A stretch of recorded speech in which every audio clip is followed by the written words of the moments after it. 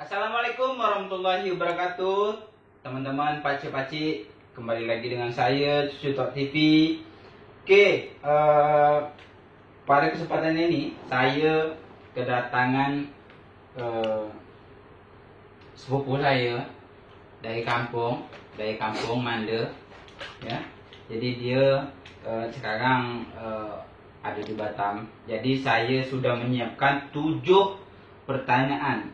4 saya udah bagi tahu dengan dia, tapi 3 belum tahu deh. Yeah. Belum 3 dia belum tak tahu apa. Jadi saya sudah menyiapkan 7 pertanyaan. 4 dia tahu, 3 dia tak tahu. Tapi yang 3 dia tak tahu ni dia harus jawab. Oke, sip. Boleh mulai? Oke, teman-teman, kita mulai aja. Nama panjang dia Farizanto. Ngapa pasal dipanggil Teh? Nama Farizanto yang pasal dipanggil Ente. Itu pun sampai sekarang belum terungkap lagi rahasia yang pasal dipanggil Ente. Ngapa pasal itu? Itu siapa? Entah gelaga, nama panggung atau apa? Itu sebenarnya lagi mak, sebab waktu masih kecil katanya saya ni putih. Disebabkan putih makanya dipanggil Ente. Tapi sekarang ni dah malah besar dah. Macam hitam pula. Putih saya pula apa? Yang besar ni gara hitam tidak pula dipanggil Pak Hitam kan? Tahu dah. Sampai sekarang ni belum terungkap lagi misteri ni. Tapi memang gitu ya. Kita selalu kalau macam kampung, kita macam gemuk panggil Pak Mo. Kalau Pak Hitam panggil Pak Hitam. Jadi Ente mungkin banyak adik-beradik ni ke berapa 6 ya? 6 adik-beradik mungkin Ente yang paling putih. Paling putih mungkin gitu kan. Paling putih. Tapi makanya dipanggil Pak Teh, ya kan? Oke. Jawaban pertama dia sudah terjawab sudah ya. Kawan-kawan dah tahu semua ngapa pasal dia dipanggil Ente. Dia tak tahu juga, mungkin tadi dia pede, dia putih kata dia. Padahal putih saya sebenarnya. Borak juga lama-lama ni. Pertanyaan kedua. Apa motivasi sampai nak hijrah ke Batam? Nak hijrah ke Batam kan Ente sendiri kan kuliah di Pekanbaru. S1 di Pekanbaru. Hijrah ke Batam. Apa motivasi? Motivasi yang pertama katanya peluang kerja di Batam ni besar. Kan kota Batam ni disebut dengan kota industri. Jadi banyak peluang kerja yang ada di kota Batam ini. Selain itu sebab di Batam ni banyak keluarga, banyak saudara mara yang ada di Batam ini. Jadi apabila kita terjadi sesuatu dengan kita bisa mengadu dengan saudara-saudara kita, dengan keluarga kita. Intinya kita apapun itu pasti butuh bantuan keluarga. Kita tidak boleh memutuskan. Ada kadang-kadang saya banyak jumpa juga kawan-kawan tu, saya harus buktikan saya bisa tanpa keluarga. Tak bisa. Jadi kita walaupun suatu saat nanti, walaupun ada terjadi sesuatu dengan kita, pasti orang jadi keluarga kita kan, betul. Jadi kita tidak boleh egois kan. Betul. Disimpanlah sifat budak-budak ni, kita simpan aja. Oke. Kedua sudah. Jadi pertanyaan ketiga ya, teman-teman. Pertanyaan ketiga, percaya atau tidak? Rezeki itu tidak bakalan tertukar lah istilahnya, gitu. Kalau kita nak menurut dalam belajar agama gitu kan, bahwa rezeki itu memang tidak tertukar. Tapi kalau menurut teori dengan logika zaman sekarang, bahwa rezeki itu bisa tertukar. Sebab contohnya kita nak kerja, apalagi di kota Batam, kota industri kan, kota yang besar. Jadi kita melamar di PT atau di tempat-tempat kan, mungkin di perusahaan tertentu. Rezeki kita ada sebenarnya di situ, di satu perusahaan, misalnya di perusahaan gelas misalnya kan. Jadi di bagian perusahaan gelas itu ada rezeki kita di situ. Tetapi dikarenakan ada orang dalam yang lain tu ada melamar, ada saudara di situ. Jadi bisa aja rezeki kita tu di situ tu tertukar dengan orang itu. Masuk akal juga. Jadi sekarang ini kunci kalau kemarin kunci kesuksesan itu ada 3. Niat, usaha, dan doa. Doa terakhir. Terakhir. Kalau sekarang ni ada dua cuma. Yang pertama duit, yang kedua orang dalam. Tuh kawan-kawan, macam-macam. Pertama duit, yang kedua orang dalam. Itu kunci sukses. Itulah kunci sukses sekarang ya. Menurut Parzanto SPD. Jadi pertanyaan ketiga sudah terjawab. Sekarang pertanyaan terakhir yang keempat yang dia tahu. Jadi sebelum tadi saya bagi tahu dia pertanyaan yang keempat yang dia tahu aja saya bagi tahu. Sekarang kan enteh sudah 23 tahun. Ya kan? Sekarang sudah 23 tahun. Hal yang paling kocak, yang paling lucu, yang paling buat hati itu geli. Apa yang pernah ente alami sampai sekarang? Itu waktu hal paling kocak, itu waktu pertama kali ke Pekanbaru. Itu pas pendaftaran ulang untuk kuliah kan. Ada kawan saya, kami orang lima kami ni. Jadi kami semua urusan itu kami orang lima sama-sama lah. Daftar ini daftar itu kan. Jadi tiba-tiba kami pada hari itu kami daftar tes kesehatan. Jadi di situ kan ada tes tes urin. Tes urin. Jadi kita tes urin itu tadi disuruh kencing kan. Diberi emang wadah tempat sebesar ada mangkuk kecil itu kan. Itu kotak kecil itu. Jadi sebenarnya orang itu disuruh itu tidak boleh penuh kan, setengah atau sedikit aja. Jadi kawan saya itu tadi, dan sebabnya nama dia Badrul lah kan, Badrul. Inisial D lah ya. Jadi lantak tadi dia tadi kencing tadi penuh dia. Tempat itu penuh. Jadi ini dia bawa dengan orang yang tukang ambil sampel kan. Ini meleleh tadi. Tumpah. Jadi orang, apa pasal air dalam kan? Apa pasal sampai penuh gini kan? Jadi dia cuma cuma kita tahu aja. Dia bukan selamba. Dia selamba biasa aja dia. Dia mungkin tak tahu. Mungkin tak tahu karena mungkin dia tak tahu first time bagi dia. Jadi setelah minta instruksi untuk tes urin kencing masuk akal. Penuh. Maksud dia berarti dia tu tak ada sifat bloke lah. Tak ada sifat bloke sebab dia orang minta sikit dia bagi banyak. Berarti tak bloke dia. Itu pacik-pacik jadi orang tak boleh bloke. Orang minta sikit penuhkan aja. Dah bang. Oke, pacik-pacik, macik-macik sudah 4 pertanyaan sudah kita lalui. Jadi 4 pertanyaan tadi dia tahu. Sekarang kita masuk pertanyaan 5 ke 6 dan ke 7 dia belum tahu sebelumnya. Saya tak nak bagi tahu. Ini harus jawab ya. Harus jawab, tak boleh tak jawab. Nah, dia tak tahu ya pertanyaan ini ya. 5, 6, 7. Oke, pertanyaan kelima. Tendeng. Pertanyaan kelima. Saya geli juga nih sebenarnya. Pertanyaan kelima, pernah tak ente makai kotlor 2 atau sampai 3 hari tak pernah ganti?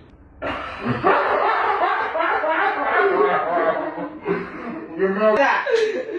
2 sampai 3 hari kotlor pernah ganti, benar tak? Ini buka aib tuh.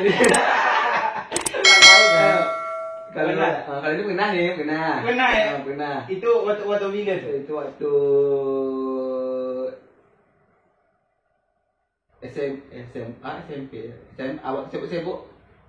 Mak, pacik-pacik SMA dia waktu kami pernah acara camping. Acara camping. Mungkin persiapan sedikit kan.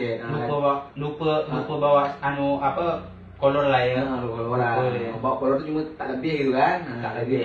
Mak berarti kalau sempat basang ludas. Oke, pacik-pacik.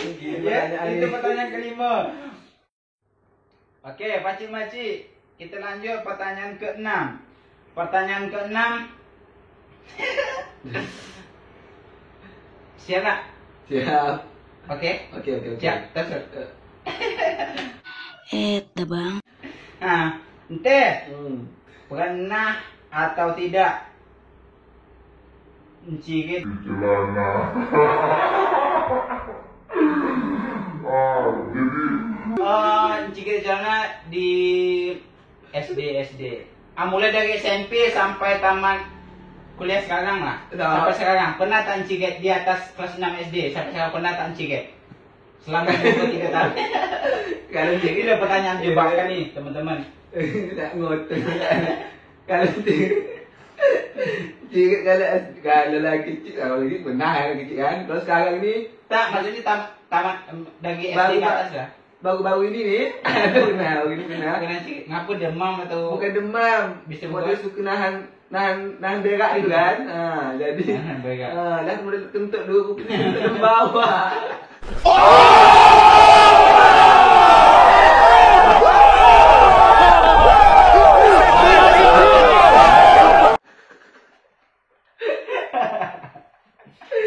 Baru sekitar sebelum puasa lah, sebelum puasa. Oh, sebelum puasa. Sebelum puasa. Oh, jadi tak ada demam, tak sakit Tak ada. Biasa kan kalau kita jigat itu demam atau sakit perut atau apa, tidak. kalau kentut terbawa gitu kan, tak Ini bisa nahan kan. kita nahan berak. Nahan berak. Jadi pada Nahan berak atau orang ada di dalam atau macam mana? tidak, memang sengaja pula tak berak. Tapi nahan ya. Nahan. Okey, pakcik-pakcik. Kita lanjut pertanyaan ke-7. Pertanyaan ke-7. Ni 7 agak serius sikit ni. 7. Jadi ente, hal yang sangat menyedihkan selama kuliah di Pekanbaru apa? Hal yang sangat menyedihkan selama kuliah di Pekanbaru apa? Hal yang menyedihkan selama kuliah di Pekanbaru. Yang betul-betul sangat susah itu. Kalau hal yang sangat menyedihkan, ada je pernah itu belum dapat kiriman ni, nak kiriman duit kan. Ini kalau biasa kalau bapak nelpon memang tak pernah tak kirim atau tak kan. Bapak tu memang tahu kalau misalnya bulan ini kiriman kan, ini duit. Pernah sehari tu betul-betul tapi cuma sehari tu kan, cuma dari pagi sampai petang. Malam dia dapat malam dia dapat lah kan. Itu betul makan cuma makan roti je lagi pagi. Pagi yang petang itu malam tu ada kawan baru minjem kawan duit sebab kiriman Belum datang. belum datang. Dan kiriman tu besok baru. Biasanya dari baru pagi dapat. tu makan roti sikat aja kan. Makan roti rasa sebungkus tu aja. Itu yang sedih. Tapi selepas itu tak pernah lagi. Sebab kata bapak kalau misalnya kalau betul-betul tak ada duit atau apa langsung, misalnya kalau tinggal 1,000 atau 50,000 langsung di telefon. Jangan sampai tak makan. Tapi gitu juga pakcik-makcik. Jadi ini pelajaran juga buat kita semua. Kalau memang kita lagi belajar, kita lagi merantau jauh dari sama orang tua, jangan pernah istilahnya terlalu maksa orang tua harus ngirim terus dalam kita susah kita mengeluh atau apa. Kerana di luar sana masih banyak lagi orang yang lebih susah dari kita, betul tak Andek? Masih banyak lagi orang yang tidur kehujanan, tidur tak pakai selimut, tak pakai bantal. Kita alhamdulillah tidur masih pakai bantal, tidak hujan, masih bisa makan lah istilahnya, masih numpang makan pun tempat saudara pun masih okey lah ya. Okey? Okey, pakcik-makcik dah selesai semua pertanyaan. 7 pertanyaan tak sadar ya. Saya dah selesai 7 pertanyaan dengan Teh, alhamdulillah. Jadi saya minta yang terakhir dengan Teh, apa pesan buat kawan-kawan yang merantau dari kampung keluar kampung, merantau keluar untuk mencari kerja. Apa pesan untuk Ente sama-sama mencari kerja? Sementara Ente sekarang belum kerja je ya? Belum kerja, makanya rupa dia agak gunyah sikit. Dah bang. Jadi dia agak gomok sikit. Makanya apa pesan untuk sama-sama perantau, sama-sama cari kerja? Pesan untuk saudara-saudara yang cari kerja di luar, itu yang pertama kita tanamkan pada diri kita tu harus kita tu tidak boleh sombong. Harus percaya diri. Tapi selain itu kita tu harus punya skill dalam diri kita untuk bersaing dengan orang-orang yang lain. Betul. Itu yang harus kita. Dan juga kita itu misalnya kita di tempat orang tu tidak boleh merasa kalau diri kita itu pintar atau diri kita itu bisa. Di tempat orang tu kita buat aja diri kita itu macam tak tahu, cuma kita tahu. Misalnya kita tu pura-pura bodoh aja lah, cuma kita tahu. Kita ibarat padi makin bunduk makin bunduk. Macam mana tu? Makin bunduk. Makin bisi makin bunduk gitu. Itu untuk kawan-kawan yang di luar sana. Gitu juga. Itu kita tuh misalnya kita link atau relasi kita ke peluang tuh harus banyak. Jadi kita harus banyak punya kawan ini, sebab kalau kita banyak kawan, kita dapat minta tolong ini ya, tolong cari ke link. Kita boleh juga waktu susah aja, kita betul. baru cek kawan kan, kita udah dapat kecil kita lupa. Oke teman-teman, berarti saya nambahkan sedikit. Jadi untuk perantau, termasuk saya pribadi, saya merantau juga ke Batam, ada tambahan sedikit. Kalau memang untuk cari kerja baru tamat sekolah nih, baru tamat kuliah, merantau lah dimanapun, tadi Batam, di Pekanbaru, di Jakarta, istilahnya di luar lah itu kan. Jadi istilahnya kalau memang cari kerja itu dari awal tidak boleh istilahnya langsung nggak kerja bagus, walaupun istilahnya udah tamat S1 nih, udah tamat S1 langsung nggak cari kerja bagus, tak bisa. Jadi ibaratnya kita dari kecil pun, ibaratnya kita lahir dari mak kita tuh bertahap, cara kita merangkak, tak ada istilahnya kita langsung besar ini, langsung berkumis macam saya ini, tak ada kan. Bang. Jadi istilahnya tidak boleh istilahnya langsung nak pukul atas, tak bisa. Semua orang bertahap, dia pelan-pelan dulu dari bawah. Ibaratnya sebelum dapat kerja bagus, belum kerja bagus, tak apa, kerja apa aja dulu kan. Kerja apa dulu. Saya juga dulu seperti itu juga, dari bawah juga gitu. Alhamdulillah sekarang dapat kerja, alhamdulillah lumayan lah, alhamdulillah, sedap lah. Jadi itu aja. Tapi itu yang kita pentingkan, kita skill kan, apalagi di kota-kota industri. Tapi yang perlu ditanamkan dari kita semua adalah attitude.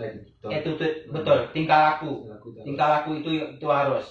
Karena kalau skill sehebat apapun, tapi kalau attitude tak bagus, tingkah laku tak bagus, tak ada orang yang nak pakai kita. Gitu kan. Kalau saya pribadi sebenarnya insya Allah, maksudnya siapa tahu nanti saya jadi bos. Jadi bos saya, amin ya Allah. Jadi bos, saya punya perusahaan, saya punya usaha, saya pasti nak cari karyawan itu dia walaupun dia tamat SD sekalipun, tapi dia attitude dia bagus, tingkah laku dia bagus, tapi istilahnya dia tidak dididik lah, gitu. Tapi di istilahnya dia skill bagus, tapi dia banyak cerita lah, apalah, banyak cincung lah, itu tak bisa juga kawan-kawan. Jadi saya rasa itu aja lah, ya. Oke, video kali ini cukup sampai di sini teman-teman, pakcik-makcik, saudara-mara semua. Kalau Mika suka dengan video ini, jangan lupa Mika like, jangan lupa Mika komen, jangan lupa Mika subscribe. Dan kalau Mika suka dengan video ini, jangan lupa Mika bagikan dengan kawan-kawan Mika, ya. Oke, untuk terima kasih telah selalu support Cuci TV. Terima kasih telah memasukkan yang positif bagi saya. Itu aja ya untuk kali ini. Oke. See you next video, see you next time. Salam dari Mika untuk Mika. Boom.